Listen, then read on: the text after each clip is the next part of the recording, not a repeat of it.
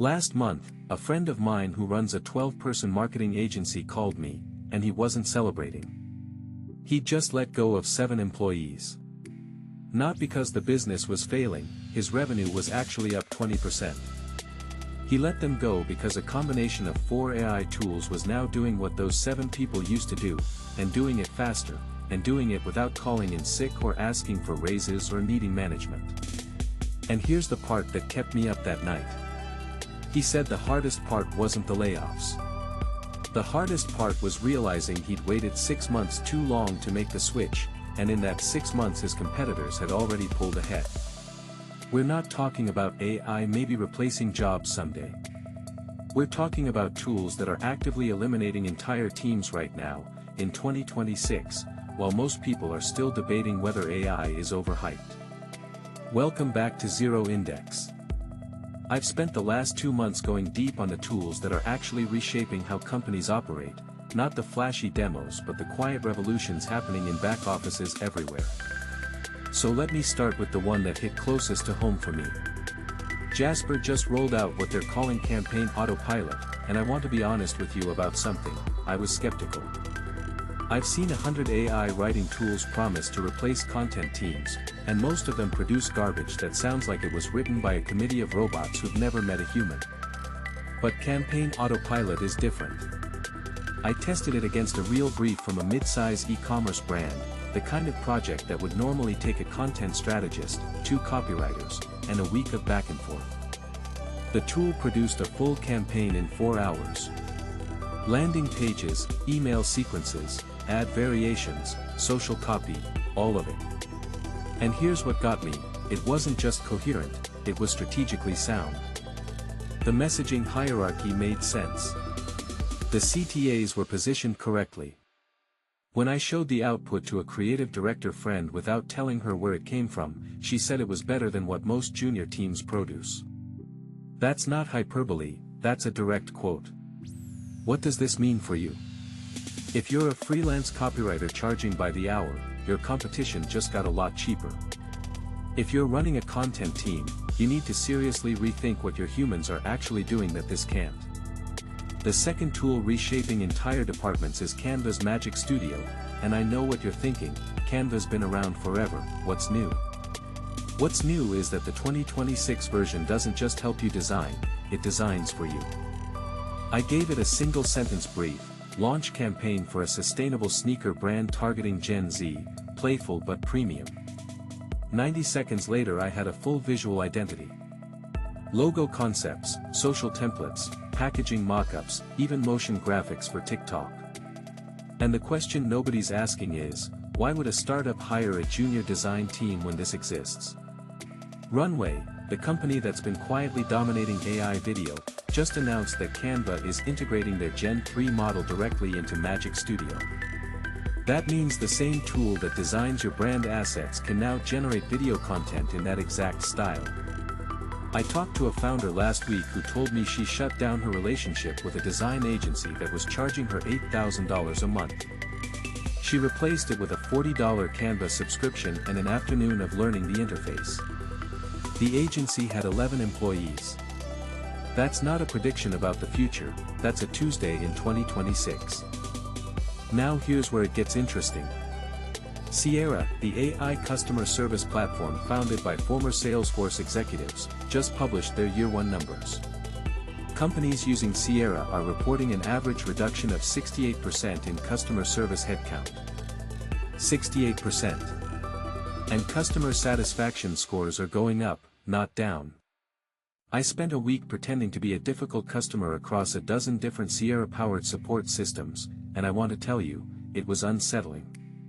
Not because the AI was robotic, but because it wasn't. One interaction with an electronics retailer felt so human that I actually apologized for being rude before I remembered I was talking to software. The system had detected frustration in my messages, adjusted its tone, offered a solution that wasn't in the standard playbook, and followed up the next day to make sure the issue was resolved. Most people stop here, which is a mistake.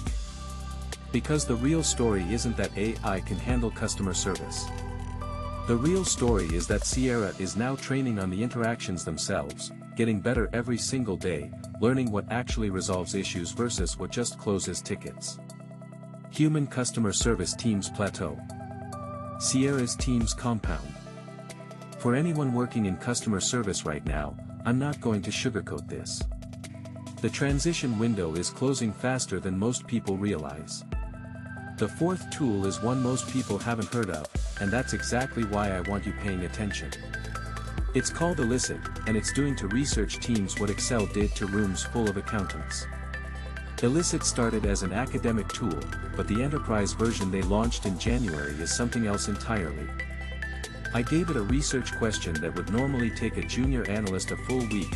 What are the primary factors driving customer churn in SaaS companies with ARR between $10 and $50 million, and what interventions have shown statistically significant results? 23 minutes later I had a synthesis of 412 relevant papers, organized by methodology quality, with confidence intervals on the key findings, contradictions flagged, and an executive summary that was actually readable. A consulting firm I know is using Elicit to replace what used to be their research bench, the 8 to 10 junior analysts who did the grunt work of pulling data and synthesizing findings. Those roles are gone. Not reduced, gone. And here's the thing nobody talks about. Those junior analyst roles used to be how people entered the industry, how they learned the craft, how they eventually became senior analysts. When you eliminate the bottom rung of the ladder, what happens to everyone who was supposed to climb it? That's not a rhetorical question, I genuinely don't know the answer.